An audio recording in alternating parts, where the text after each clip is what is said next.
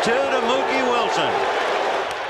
Little roller up along first. Behind the bag.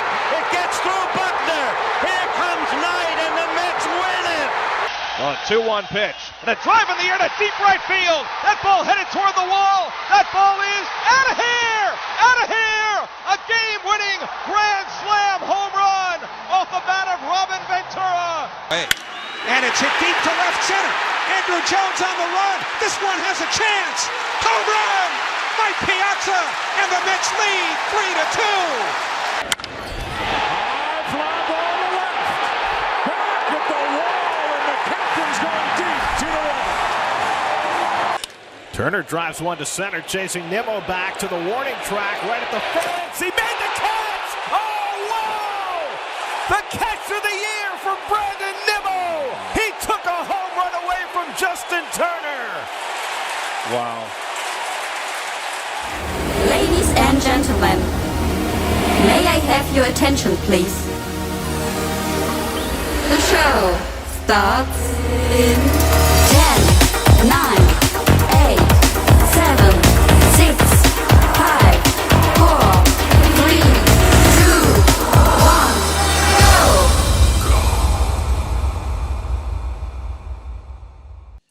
Episode 28, the Say Hello podcast.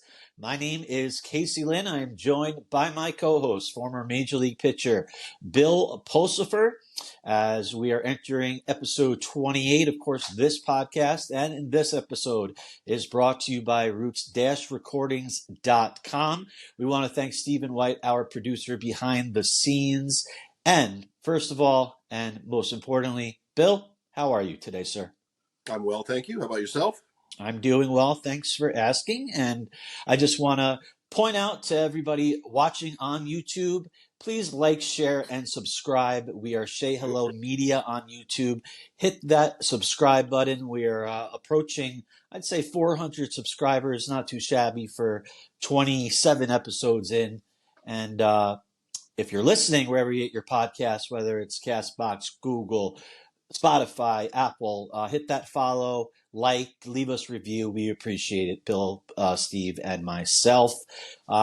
Bill, we are at the halfway mark now of spring training and opening day, which is March 28th at Citi Field for the Mets against the Brewers. We'll talk about what's going on in this episode so far in spring training. But before we do, once again, I would just want to give my thanks to our last episode. If people did miss it, it is in our archives on YouTube at Say Hello Media and also wherever you get your podcast. I want to give my gratitude to superstar first baseman of the Mets, Pete Alonso. That was awesome. That really was. Yeah, he was great, and I'm still a little perturbed that I had the technical difficulties, which kind of made it a little more difficult for myself because I wanted to hear every word he had to say because he was definitely enthralling and had me sitting on the edge of my seat listening to everything he had to say. Yeah, it was, well, shit happens. Technical difficulties happen to the best of us. Yep. And again, I just wanted to thank Pete for coming on.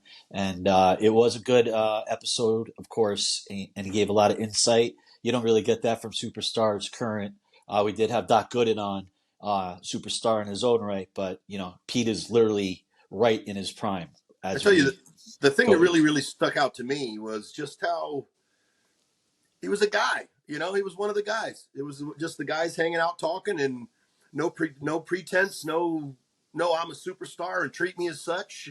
Nothing like that. Just really cool. Obviously we're big Mets fans. I followed the Mets for a really long time. Still follow the team currently. So to be able to see like the guy and see the way that he can just sit down with two average Joes and just shoot the shit with them, man, that was really fun.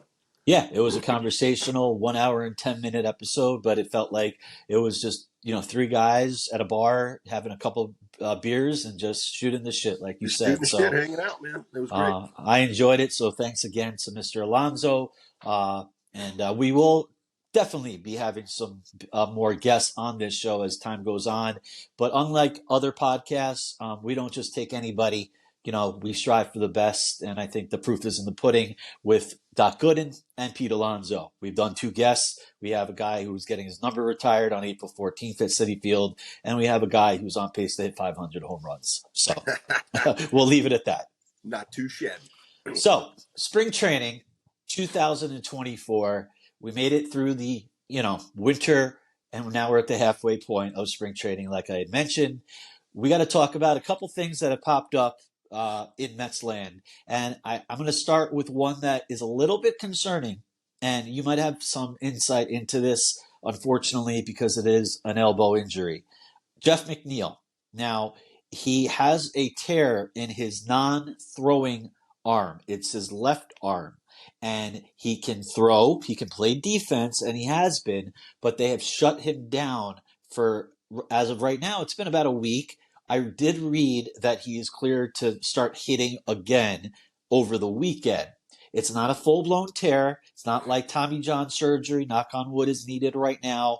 He felt healthy all spring training up until a week ago. He won golf tournaments during the off season with the same swing, batting, he was a righty in his golf swing.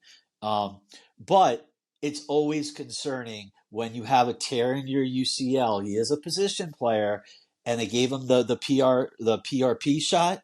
Yep. And he says that he feels much better. But Bill, someone who has unfortunately gone through this in their elbow, regardless if they say he feels better, it has to be concerning already. Well, I mean, obviously, as athletes, I was in the same boat where you say, I feel better, whether you do or you don't. Some of it's placebo effect, and some of it's just hopeful. We hope, you obviously hope for the best. The thing that's concerning for me is the fact that Jeff hits left-handed.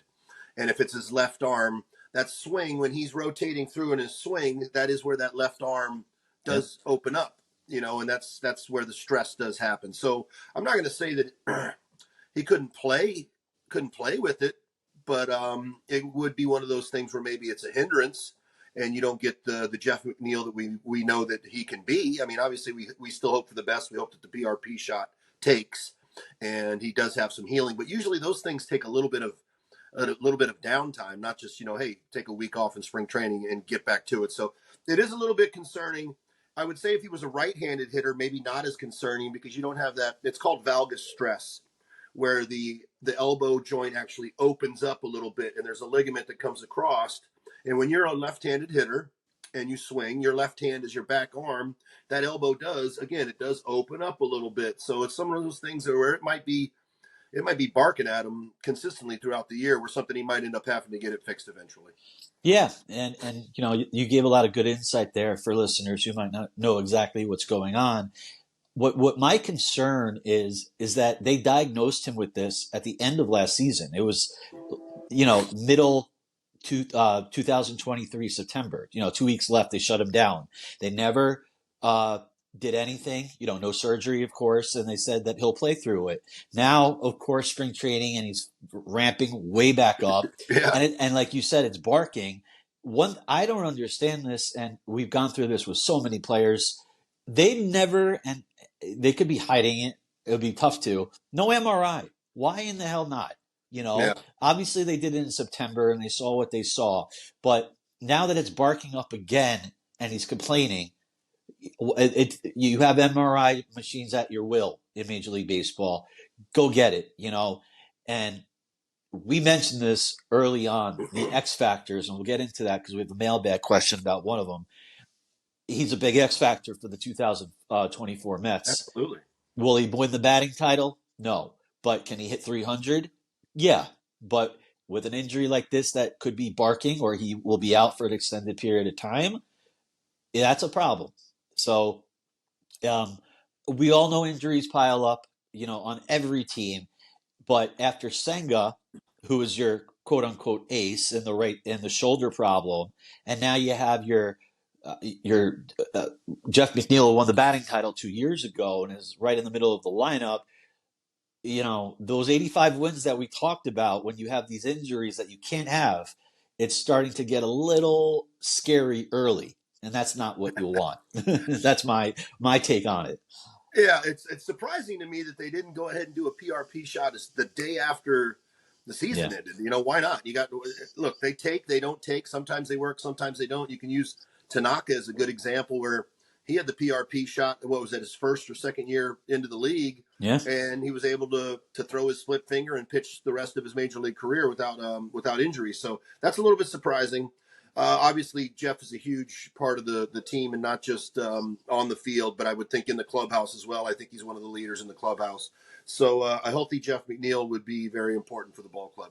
He is, and there's no way around it. So hopefully when he ramps back up over the weekend, he's pain-free, and he can get there, to opening day and have no more setbacks. So as a Met fans and anyone listening or watching, obviously we all know that Jeff McNeil, like you said, is a huge part of both on and off the field for the New York Mets. 100%. As for something that's gone well for New York, with Senga being hurt, and we don't know how long he'll be out for. They shut him down for 3 weeks, and then they'll see how he feels and all that. So we won't speculate until we have more news. Tyler Megill has looked very good in spring training. Now, let me say this. I don't put a lot of stock into numbers in spring training, but I do put it more on an emphasis on players, pitchers, whoever, who are trying to earn and get a spot. Absolutely. And that's exactly what Tyler Megill is trying to do, because there's now another spot available because of Senga. So Tyler Megill, and we did talk about it a little, he pitched the end of the season in 2023 well. In September, his numbers, they were very good. He learned a new pitch this year, and you were a little skeptical about it. They call it the spork. He learned it from, a little bit from Senga. It's basically a splitter. And that's always scary for a pitcher who has had arm problems. He had a shoulder injury in 2022, and he really hasn't been the same since. But we see what Megill can offer when healthy. So if we want to just play positive and optimistic, maybe he just wasn't healthy last year after the shoulder surgery. He's learned a new out pitch, and I'll leave you with this question about your take on it. Is he... So far in his 2 starts, limited sample size, he looks healthy. He's striking people out. He has that out pitch, and he's still hitting 98, 99. A healthy Megill, not saying he's Senga, but sure can help any ball club out, and the Mets could use all the pitching they need. Yeah, 100%. I mean, obviously, he's shown what he's capable of doing over long spans of time. He's also struggled, but that's a great point you make when it comes to coming off of surgery. When they say that you're healthy, sure, you could be structurally sound and healthy, but getting back into the rhythm, and I will say this about him, last year I noticed little slight differences in his arm action from, week to week, month to month, start to start, things of that nature. So maybe getting back into having your arm feel good as well as getting the timing and the rhythm back is something that us pitchers, when we go through injury, that we have to go through a little bit, where you're structurally sound, but your body and your arm doesn't quite move exactly how you remember it prior to the surgery. As you stretch things back out, you maybe tear some scar tissue, which is all part of coming back from injury. And he's obviously shown that he could be a successful major league pitcher. And it's a great point that maybe he wasn't 100% healthy last year, and he's a year off of surgery now, still young and still hungry. And like you were talking about the numbers in spring training, it's important for guys that are vying for positions to see that they are putting up the good numbers and having success, because you don't have that where you can rely on, well, you know what, I was out there working on my changeup today. Right. I was out there working on my pickoff move or whatever it may be. So that's definitely positive signs. Yeah, he's still young.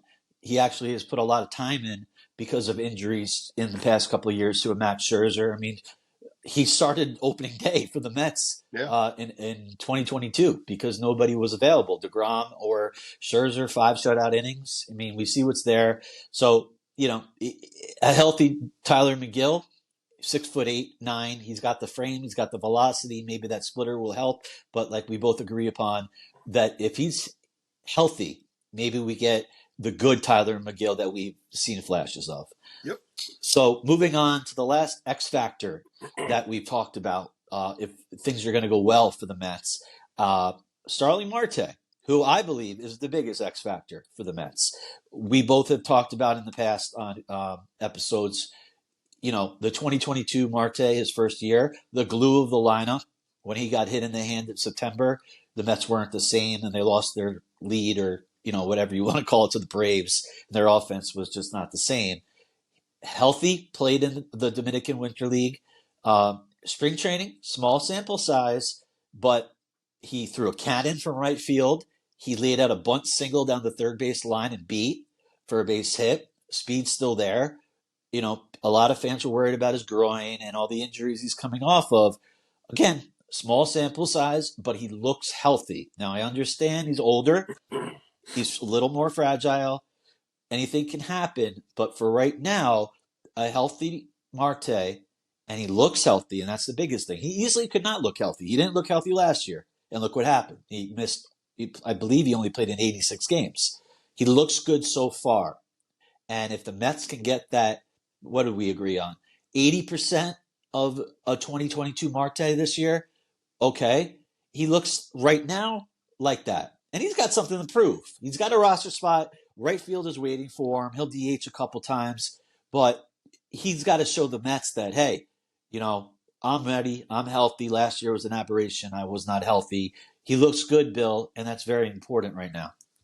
Yeah, another situation where a year off of surgery now, so that much more healthy. Obviously, a year older, but I don't see him as an old guy. I see him as still a very hungry ball player who goes out there to try to prove himself on a daily basis. And I kind of look at him as like the straw that stirs the drink a little bit. You got all the cocktails and all the mix of your cocktail. You need something to stir that cocktail up to make it the perfect. And I think that's the kind of guy that he is. I think that he can keep everybody in check a little bit while he can also set an example as to how we're going to go about playing our game, because I love the way that he plays the game. He has the flair, but he's a hard-nosed ball player. He'll run through a wall for you. If there's going to be a fight, he's going to be the first guy there ready to fight. And I think another guy that is a big-time leader in the clubhouse. So if he's around on a daily basis, I think what he brings to the team, not just on the field, but off the field as well, another example. So we've talked about it at length before. We both are big Sterling Marte fans and are definitely rooting for him to be the guy that he was. I'll take 85%. 80% might be just a little shy, but I'm an optimist with him. I think a healthy Sterling Marte, I believe that he can be the same player he was in 2022. That is the hope. And one thing I did like, and it actually brings up a question that I have for you, as a former player and being in a big league clubhouse, he started for the first time this year doing interviews in English. Now, we know he knows English, but he's always had the translator with him, and he's done it in Spanish, his native language. We've seen Alvarez, 22 years old, Diaz, Alvarez, quick. 1 year it took him. He was determined, and I love that about the kid. Diaz took him a couple of years, but he's speaking in English now. Marte, 35, older, but this year he decided, you know what? I'm going to talk in English in the clubhouse at my locker. As a former player and as someone who's been in the clubhouse, as a teammate, do you put any stock into that? Maybe it shows that maybe he's caring a little bit more, or he's trying to show people that, all right, I mean business because now I'm going to speak fluently or the best that he can in another language. I'll tell you this from experience for myself playing in winter ball and knowing I'm very conversational in Spanish. I'll have people tell me that I'm fluent in Spanish, but I'm very aware that I'm not fluent, but I am very conversational in Spanish, and I've done interviews in Spanish. And the thing that you don't want to do is because as athletes, we're very prideful. We take pride. You don't want to sound foolish. And you don't want to say the wrong thing, because what I've found a lot of times, obviously, if you're a Spanish speaker in America, a lot of times Americans have a tendency to try to pick on your words and make fun of if you mess something up. So I think a lot of it has to do with comfortability. And maybe that's just Sterling Marte saying, I feel more comfortable and I don't care anymore. If I make a mistake in my English, you understand what I'm saying. You get my gist. And I am coming to be part of this culture in America. And that's not a political statement or anything, but I just think that's a comfortability thing for him. I think for Alvarez, I think it's an awesome thing because he could probably see potential money down the road for being able to speak the language. Diaz, same thing. He's more comfortable, Yeah. So I do think it's a big thing. Do I look at it? I look at it with respect as a teammate to say, you know what? He's going that extra mile, because as somebody that does speak two languages, when you see somebody that doesn't speak two languages, think down upon somebody that does speak 2 languages. It blows my mind because you can't speak 2 languages. So I think it's awesome. I think it's great that he's saying, you know what, screw it. I don't care. I'm going to do it, and I'm going to let the chips fall as they may. And I think I tip my cap to him for that. Yeah, I have nothing but respect for players, whatever language it might be, Japanese, Spanish, whatever. Respect to learn a new language because it's not easy. No. And everyone has their time. It takes time, it took X amount of time for Diaz, X amount of time for Alvarez. We could go on and on. I look at it as a good thing. So we'll keep it. We'll keep it at that.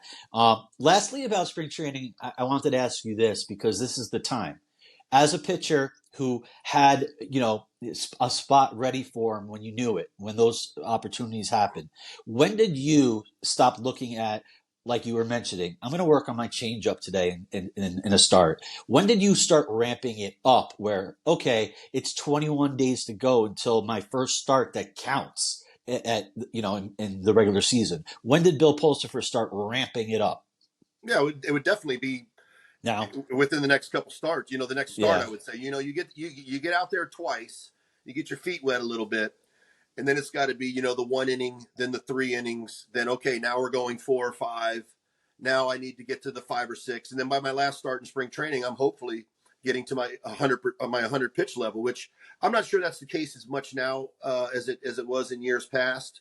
Especially when I came up, because I threw up to 35 innings in a spring training, 34 and 35 innings. I threw as many as that in spring training. I think that the number they shoot for now is like 25. So that's like 10 less innings. Because it makes a difference. Yeah, that's a huge difference. That's 2 spring training outings basically. So I think it's go time now. This is the time of the spring training now where the pitchers and catchers have been there a little bit longer than the players. And it's starting to get a little tedious on them. And they're starting to itch and get ready to go. So I think now is definitely the completely ramp up phase of spring training. And you want to have now got through your dead arm period, which everybody goes through where, man, my arm feels like shit. I throw it as hard as I can and it comes out like it's got nothing on it. And everybody goes through it. So you're hopefully through that stage. And now it's okay. Let's start ramping towards opening day and being ready to throw those 100 pitches when the bell rings. Yeah, the 100 pitches now in 2024 in spring training is not happening because you don't even see it in Major League Baseball during the regular season now these days. Like if a pitcher hits 100 pitches, you're like, whoa, So it's sad, pathetic, but times have changed. Look, to be honest and to be fair, much more pitches are thrown at the top level of your meter. If you're throwing it 100% as many times and you don't have that inning where you're facing a pitcher anymore, it obviously the wear and tear on a daily basis is more than it was in years prior, especially because everybody's swinging to hit the ball over the fence nowadays too, as opposed to batting the ball around a little bit. Perfect segue. We got a couple players, namely two pitchers that are upper echelon, Blake Snell and Jordan Montgomery, respectively, the reigning Cy Young Award winner in the National League, and Jordan Montgomery, who pitched well for the Rangers in the postseason last year.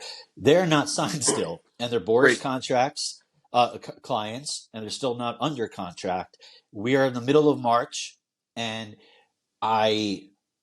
we have seen over the last couple of weeks 2 Boras clients sign, and not for the money they expected. Cody Bellinger got 3 years, but an opt-out after each year. Yes. And it was like a total of $80 million. Yep. Okay, baseball money, we know it's stupid. Okay, but he was looking for $290 million. Chapman signed for 3 years, $54 million with the Giants, their third baseman now, after he turned down over $100 million with his former team, the Blue Jays. Opt-out after every single year. It's the new Boras special. It's, I fucked up. I overvalued my players. Nobody wants them. Now we're going to get less money and have an opt-out so maybe they can have a great year again, even though Snell had a Cy Young season and still not signed. So my question to you is there any, let's say hypothetically, this podcast is over in 20 minutes and then breaking news, both of them signed with whoever, Giants, Snell, Montgomery goes back to the Rangers, I don't know. Would they even be, they couldn't even be ready for opening day right now. It's 2 weeks away. Like, I don't know how long the process goes with guys like this, especially pitchers, where we're talking about two really good ones. This is unprecedented. They couldn't be ready for opening day if they signed right now.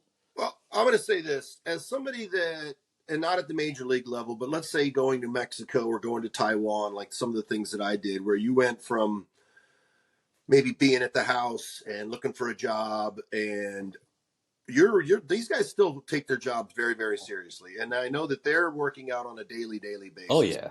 And they're throwing and they're doing their bullpens, and they're doing it on a regimented situation to where on this day, I'll treat this as my start. On this day, I'll treat this as my bullpen day. And I guarantee you they've been doing that. Will they be sharp game ready for opening day? Probably not.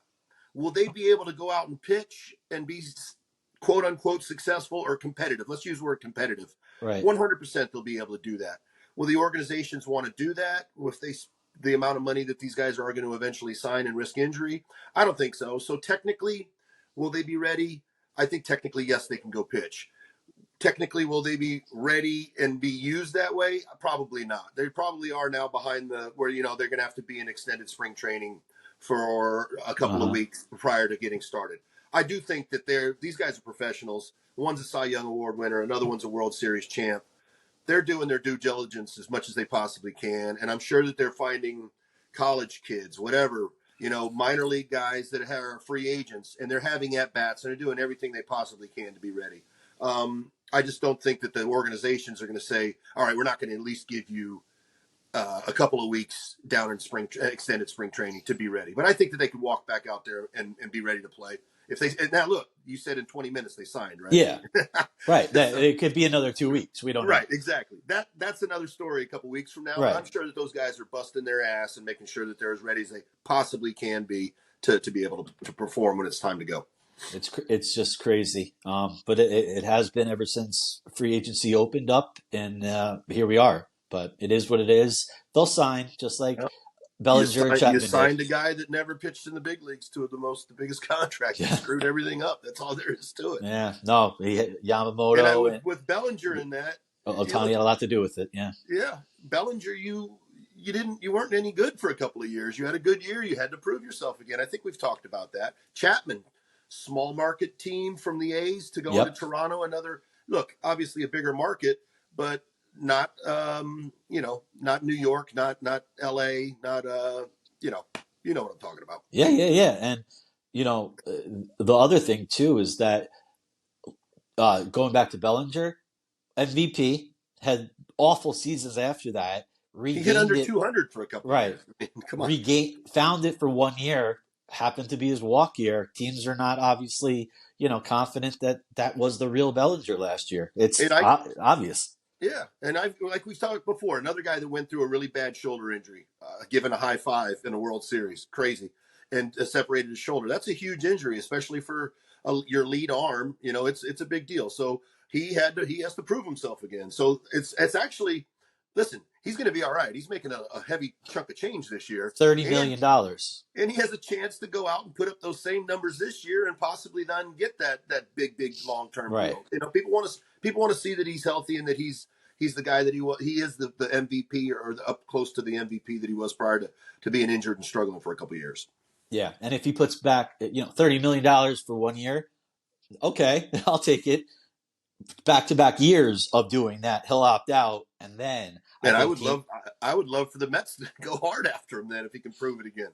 Yeah, I'd love to have him in the outfield, a healthy, focused, hungry Cody Bellinger. I think he could be a tremendous ball player. Yeah, and I think that's what teams were waiting on. Let's not give him 200 to 300 million. I want to see it back-to-back years because you had one good year after 3 bad years.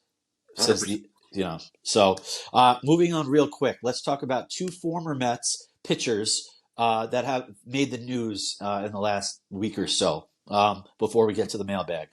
Okay. Justin Verlander. pitched for the Mets for a minute last year, and he started the year on the IL with that post whatever the shoulder, the back of the shoulder injury that kept him out 5 weeks. Yep. The Mets are off the books because of a vesting clause in his contract for this year with the Astros, who they traded back to last deadline. If he pitches 140 innings, it kicks in, and he gets his full share, which is 35, 40 million, whatever. And the Mets are still on the books for $17.5 million. However, he is not starting the year healthy. He is now on the IL.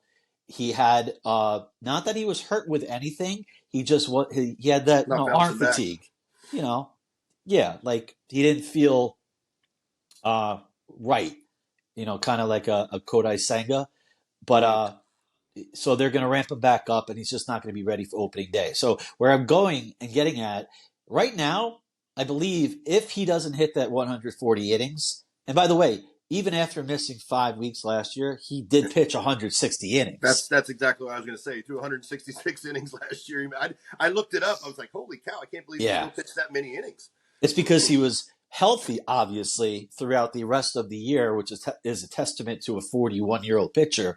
But, he's one more setback away from that 140 inning mark not happening. And listen, I like Justin Verlander. I never root for a guy to get hurt ever. But I'll put it this way. I wouldn't be bothered if he hit 139.5 innings, because we all know 2024 is what it is for the Mets, and it's about 2020-25. They'll only have $125 million on the books. That is a third of what they have now. Wow. And you have a pending free agent in Pete Alonso. Juan Soto's available, Max Fried. And the next guy we'll talk about is Zach Wheeler, who just signed, so he's off the books. Man. But Walker Buehler, Corbin Burns, they're all available. So that's $17.5 million for Steve Cohen. Call it what you want, but that's a lot of money for a payroll. I mean, that's a decent player. So I wish Justin all the best. But let's get to 139.5. Postseason, hang out for a little bit. Exactly. Postseason doesn't count, for this vesting. So right. Maybe shut him down and vest him for the postseason. So that could be something where he gets going this year, and the Astros are a good ball club again, and maybe they say, you know what, we're going to go on 8 days of rest for you this time around, and see what. Obviously, being 41 years old and still being a major league pitcher and throwing at the velocities that he still does. We've really only seen one other guy really do that, and that was a long time ago in Nolan Ryan. So you got to tip your cap to Justin Verlander for everything he's been able to accomplish. I think there was another thing that had to do with those numbers, that it would actually could make the player option for the following year be another thing too, and the Mets would still be on the books and on the hook for paying part of that as well. Last year was his first year of a 3-year contract. Last year. 2 years, and then a third year as a player option. Yeah, exactly. And if he gets to that 140, he might just, why wouldn't he take that player option for another $43 million? Of course he would, yeah. Right. So there's a lot of riding on it.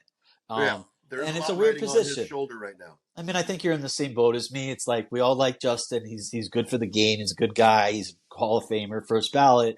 But being a little bit. Yeah, just hang out, Right. Take it easy. And lastly, so Zach Wheeler, he was going to be a free agent again next year. Phillies locked him up for the highest extension ever. 3 years, got Max Scherzer, Justin Verlander money. 3 years, $126 million. What is that? $42 million a year, something like that. Wow. Listen. We could go back to Brody Van Wagenen and the Wilpons and all the comments they said that he wasn't worth it. Well, he signed that 5-year contract with the Phillies. He has been a runner-up in the Cy Young Award it seems like every year. He made $118 million over those 5 years. He just got rewarded 3 years, $126. Guy is a top 5 pitcher in the league. The Mets screwed that up big time. And I like Zach Wheeler, but man, imagine a rotation right now with a Zach Wheeler who has accomplished what he's had, homegrown. They drafted him, and then they No, I'm sorry. The Giants drafted him, and then they traded him for Carlos Beltran. Or I'm sorry, they had Beltran and then traded him to the Giants for Right. Zach Wheeler. So not Right. homegrown, but he was in the minors with the Mets for a Right. decade. He came up as a Met. He was a Yeah. trade, but he came up as a Met. Listen, he's an animal. He's a beast. It's really a shame that what went down when he had Tommy John, and then he had so many issues coming back that the Mets kind of just said, you know what, he's done. They did screw it up, and I think there was something about at one point in time it was something about the stitches. They had stitched through his ulnar nerve or something when they stitched him back together. But there's nothing like a guy like him who is a little bit ticked off, and he was ticked off. And he was still able to throw. It's one thing if you're ticked off, but you come back and you're throwing 85 miles an hour. Right. But for him to be pissed off a little bit and wanting to prove some people wrong, he has done that and some. And he's another guy. Man, it would be great to have him. But he's obviously found a home in Philly. He never wants to leave. Which, the Mets fans hate to hear that, obviously, because it's a huge rivalry and the Philly fans and the Mets fans, it's a thing. We all know that. So, but he's tremendous. I love watching him pitch. I just wish that he was doing it in blue and orange. That's for sure. It's crazy when you had DeGrom, Harvey, Matz, Wheeler. It's Wheeler with all the injuries and all the time that he missed that actually has made, I believe, the most money, even over DeGrom, because it's close. Do the math. 126 million. He made 118 million. It's right there with DeGrom, and right it's crazy how he reinvented himself after what you thought was damaged goods. So good for Zach. Absolutely. Even though he's a Philly, we'll leave it at that. Time for the mailbag, and last week we had the honor and privilege of having questions from our listeners and watchers for Pete Alonso. We are back to our normal version of Let's Ask Bill. I think there's a couple questions, if not maybe one for me. And if you're new to the show and you are listening or watching for the first time, we ask on Shay_hello. We put it out a couple days before we record. If you have any questions for Bill or myself about the Mets or Major League Baseball, throw it on there as a tweet or an X or whatever they call it now, and we will read it. We'll pick the good ones. Can't read them all live on the air, and that's exactly what we're going to do today. So, Bill, are you ready? I am prepared. Ish. All righty. Ish. Always ish. Let's start with your boy, like always, NYMGI. He writes, with the Lucas Giolito news, he was wondering, and let's read it again. With the Giolito news, was wondering, does every team do their own physical, or do they look at the most recent one done by another team? Good question. I would think that as a free agent, you would think that they would have to do a physical prior to signing the contract. So yes, I would definitely think that has happened, and they got to do their due diligence. The thing that I find interesting about Giolito is within the last couple of years, because I always thought he had the worst arm action I have ever seen of a major league pitcher. You kind of called it. The worst I've ever seen. The shortest, craziest. I don't even know how you come up with it. And it came out at 97 miles an hour. Let's rewind like 3 or 4 years ago. Right. And I was like, man, how in the world is this guy throwing like this? And then it turned into, within 2 years, he was throwing 92, 93 miles an hour. And I remember seeing a video last spring of him, and he was trying to reinvent his arm action a little bit, where he was actually swinging his arm a little more traditionally. And then I think he kind of went away from it again. Now he goes to Boston. Boston's pitching staff has been turned over to driveline baseball. So now he's going to go here and he's going to go there and he's going to try to learn all these new freaking things from driveline baseball. These guys that didn't even play are going to teach guys that do play how to play. And now he blows his elbow out. Surprise, surprise. Sarcasm detected. Yep. Yes. Unbelievable. I would agree with you. It's a great question, but I think it's mandatory you sign with a new team like Giolito did. He was a free agent. He got 2 years, $40 million. We both said way overpaid because we saw a lot of red flags. And yeah, I would think it's mandatory. You got to pass your physical, once you sign with a new team. So I think, to answer JK NYMGI's question, it's with your new team. They're not going to go off the Indians or the Angels, White Sox most recent physical. They're Well, going we can to look into just last year with the Correa, right? He had to get his physicals. When he had his physicals, they found something wrong. Right. Then teams backed off. So Uh-huh. it has to, especially the type of money you're. Look, and I know if you get injured, it's insurance, but listen, they have to pay their insurance premiums as well. So you don't want your insurance premiums to go through the roof because you're just signing people willy nilly, and then they end up injured. Right, but it's for $40 million. You're gonna go with you have to. You gotta dot your T's and cross your I's a little bit. Exactly. So good. It's a good question, but I think that's your answer. I mean, think about it. Just human beings and guys, everyday folks. If they have to show proof of health to whoever, they can't go from a physical from 5 years ago. Look, I'm healthy. No, that was 5 years ago. Things have changed. So. Yep. Thank you for the question. Let's move on to Dylan with an N, 9589. He writes, great pod last week with Pete. Thank you very much, Dylan. And he has a question for you, Bill. Bill, how would you approach pitching to Pete Alonso if you were in your prime? Thanks. I would go about him, let's say, relative to how I would have faced somebody like Mark McGwire or Sammy Sosa. I wish I could say I would be throwing two-seamers and change-ups away from him, but that really wasn't my forte. So I would think that it would be keeping him honest away, but throwing hard-cutting fastballs, preferably down and into him, and then even though he likes the ball low, as we know. So I'm talking about hopefully getting it in enough to where when he does hit it, he pulls it foul. Oh, okay. If I'm missing, I'm trying to miss in the inside corner in. Because I know that he likes to get out there and likes to pull the ball a little bit. I would hope that he pulls those balls foul, and then maybe I can get a curveball down into the dirt or a high fastball to throw up and hopefully get a swing and a miss. But I wouldn't pitch him, trying to baby him away and all that, because that really wasn't my strength. I would be strength versus strength. Yep. And either you beat me or you don't. And I'm hoping that the ones that I do throw inside, you pull into the stands and I can get ahead and buy some strikes and make you hopefully build some confidence that, oh man, I hit that ball hard. I just missed it. And then maybe bounce that curveball in the dirt or, ride the fastball up high. It's the name of the game, and you want to get ahead of them so you have the advantage, and then you could toy around. So I get keep him honest away, show him something away. But I think that I would really try to pound him in off the plate, hoping that he's looking to be aggressive and I can buy some strikes with foul balls.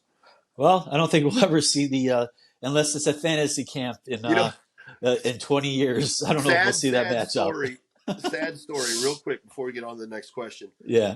I'm helping a travel ball team out here on the island, and they were doing live batting practice with the pitch track machine and all that. The $35,000 machine. Yep, I've seen it everywhere. I was like, I got a wild hair up my ass. I'm going to get up on the mound and I'm going to throw one just to see. Oh boy. You sure you want to? 71. Now, listen, I wasn't 100% loose, so I do think I can get to mid-70s, but 71 made me want to cry a little bit. So I don't think I'm getting inside on Pete, the 71 mile an hour No, Pete's taking you 455 feet. No, he actually might swing and miss 3 times on one pitch because it hasn't got there yet. So it's like Rookie of the Bugs Year. Bunny. Where he throws, the Henry Rowengartner loses that 100-mile-an-hour fastball and throws it underhand, and he swings and misses by a mile and a half. But hey, you know what? 71's not that bad for not, for 50 and a broke arm, and not being active throwing and having a regimen. You could, like you said, maybe you get if you wanted to hit 80, and Bartolo Colon, who's right around 50, he's still pitching not competitively, but trying to get outs wherever he is, having fun. He's throwing 80. So I'm sure you could if you really wanted to. That's not that. If I got into throwing in that, the only thing is, man, it hurts. It just hurts. Doesn't everything? Once and once you get to past a certain age, everything just seems to fucking hurt. Yeah, unfortunately. Thanks for the question, Dylan. And a very good question, actually. Let's get to Jeff Cohen, who has his own podcast, Baseball and Barbecue. I highly recommend it. He has a question for both you and me. So let's go with you first. And Jeff Cohen 41 asks Bill, how did you like your time with the Long Island Ducks? Any interactions with Buddy Harrelson? R.I.P. Well, first we'll go with Buddy. Obviously, a lot of interaction with Buddy. Buddy used to come down to spring training at the end of spring training when he knew that there was going to be guys that were going to be possibly released and looking for jobs. So that was the first time I ever got a chance to meet Buddy. And that was kind of like, okay, so this guy must have talked with people at the front office to who are you guys looking to release. You knew. Buddy was a gentleman. Buddy was a funny guy. Buddy was a Met. Buddy was a Duck. Buddy was the face of the Ducks. He was a great guy, awesome guy. Did a lot for ball players to keep them in uniform and keep that dream alive. And I was one of those fortunate guys to play for the Ducks and as well make it back to the major leagues. So I will forever be indebted to him for giving me that opportunity. Playing for the Ducks, a lot of fun. Much more toned down, obviously, because it's not involved with an organization. A lot of fun. They were very, very, very well supported at the time. I'm not sure how it is. I haven't been to the ballpark in years now, but the worst thing there is obviously the money. The league started in '98. I played there in the mid 2000s. First championship you were part of. 04, first, and I started the final game. So I forgot to bring them their first championship. You brought the band back, as you said. Glad you got the band back, exactly. I remember it all. Obviously, the fact that they're paying guys in 1998 the same thing that they're paying guys now in 2024, where $3,000 is the most you can make there. That's the toughest part of it. You can't make any money there. No. But they're selling the dream. So yep. I wish that they would pay guys a little bit more money. The Atlantic League decided, you know what, we're going to pay the guys a little bit more. But I can't say anything negative other than that. The money's a little bad, but you're still being a professional baseball player. You're still getting to pitch in front of 5,000-6,000 people in a 5,000-6,000 person stadium. A lot of fun. Got to win a championship. Get to know some people that I wouldn't have ever met, and still in contact with some of those people. So all good. Good question. And you're right. They sell you on the dream. A lot of former big leaguers like yourself go there not for the money. They go there to be on a showcase for teams to see that. Look at Daniel Murphy last year. Same exact thing. You think Murph needs the money? Hell no. Right. So I think it's probably dipped down a little bit with the big league guys now because of the money being so much different than it was even 10, 15 years ago. Yeah. But it used to be the Atlantic League is a good league. It's a good baseball. Yeah. Let's go to the last question from Jeff Cohen to myself. I'll keep it short. He goes, Casey, what item among your memorabilia is special to you and why? That's a good question. Looking at it right now, I'm going to go with, I have a lot of items that are near and dear to my heart, but my favorite player ever is Mike Piazza. And so what I'm looking at right now is I have a home plate of all the top catchers in Major League Baseball autographed on a real home plate. Looking at it right now, you got Gary Carter, Carlton Fisk, Johnny Bench, Ivan Rodriguez, Mike Piazza, and Yogi Berra. All Hall of Famers as well. Yeah, all of them. All on a home plate. Pretty good condition. Piazza's kind of fading a little bit.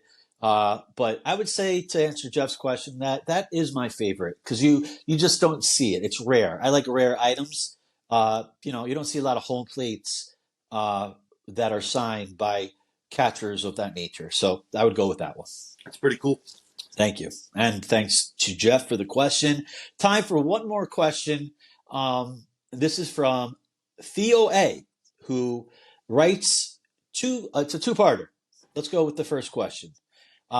He writes, just a fun little activity and a question. Number one, is Tyler Megill an X factor this year? We both can chime in on it. We talked about it, obviously, earlier in the podcast. Yes, Tyler Megill, if healthy, if that splitter works, huge X factor, especially with the injury to Senga. Would you agree with that? 100%. Yeah, so we touched upon it.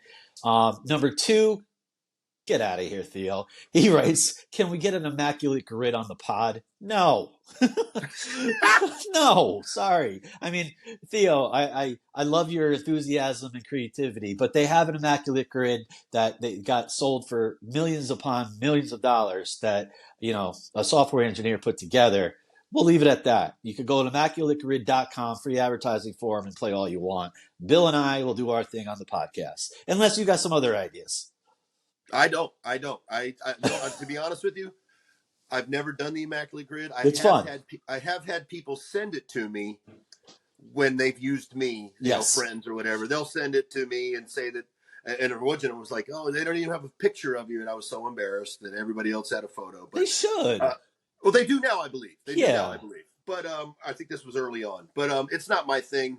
It's, I've never been into the Wordle or Immaculate Grid, or even if you want to go back, the guys that used to do the crossword puzzles and all that, right? The Clubhouse. I was too busy making fun of them, wrongly. I will say, as a grown up now, wrongly, immaturely, because I do another podcast with some lefties that I know that they were the guys that were doing it. Yep. And I still call them nerds every once in a while just to mess with them, but they were smart guys. Guys. I was the dummy. They were on to something back then. Yes, they were.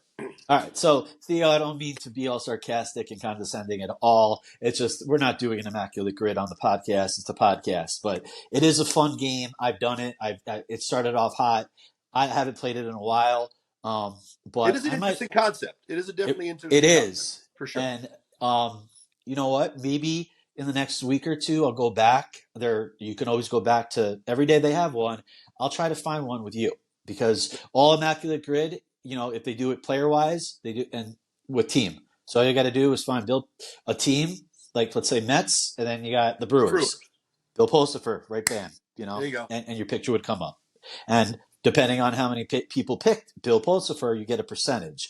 And the lower the percentage, more rarity score equals good, low rarity score. So It's a fun game, but Shay Hello Podcast is the Shay Hello Podcast. Right on.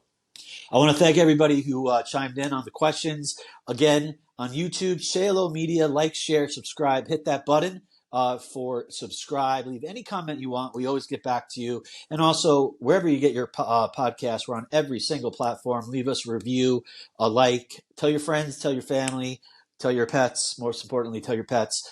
And let's get into our last segment of the podcast. It is Quick Pitches. Again, if you're not familiar with the show, first time you're watching or listening, this is for Bill. It's 3 questions, maybe 4 if I don't like his answer for number 3. And last week we did it with Pete. Well, we kind of did it with Pete Alonso, but we kind of gave him softballs with baseball questions. We don't do that with Bill. These are non-baseball questions. He does not know what's coming, and it's a rapid fire. Bill, I know you're ready. So I'm ready. You always are. Let's get into it. It's been a couple weeks. I'm ready.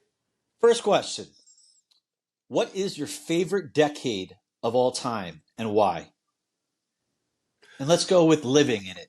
And if you don't want... I tell you, it's a really, really tough between the 80s and the 90s. Very, very tough. The 80s, because of being a kid, and the 80s were just awesome. The music was awesome. I know you look back, everybody's like, you're crazy. But no, you see that it comes back around again. There's so many great music, so many great movies, and I was growing up. So obviously the 80s is right up there. But then the 90s, I mean, I became a Major League Baseball player. The hip-hop in the 90s was the golden era of hip-hop. Grunge music. So it's tough. Can I say, how's this for a decade? I know where you're going. 85 to 95. How's that sound?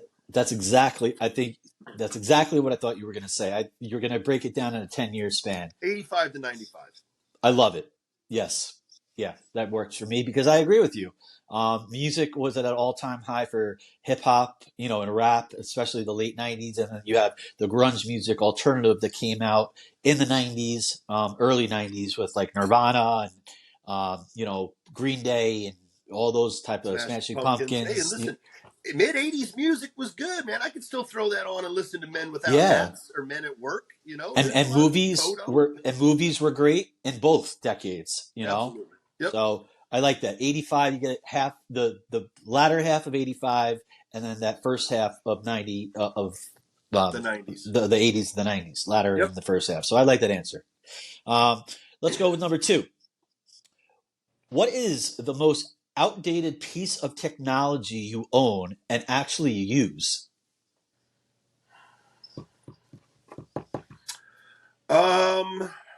I was thinking about this for me too. It's a little tough, but I thought of one. Well, I mean, listen, I got an Apple. My iPhone's a 10, and I do my podcast on it, so that's a little outdated. Look, it's the 15 now, and I should be on a PC or on something. I mean, technically, is it outdated? Yes, but I was thinking more of like a VHS or a DVR player, something along those lines. It's crazy. So I was thinking about breaking out the DVD booklet and the DVD player and going and watching some of my old DVDs, because I believe it or not, I had Wu-Tang Clan, which obviously was a big kung fu influence. They actually had a line of old kung fu movies that they would sponsor, and I bought all of these freaking DVDs. And I wanted to sit down and watch old kung fu flicks. So I would say the DVD player, but I didn't quite break it out to use it. Okay.